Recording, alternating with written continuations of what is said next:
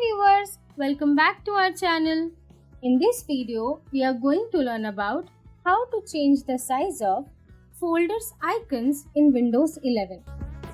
First, click on folders icon present on the taskbar. Click on the drop-down present next to view present on the top of the screen. The list of available icon sizes will display. The available sizes are extra large, large, medium and small. Now click on desired icon size. Now you can see the folder icon size got changed.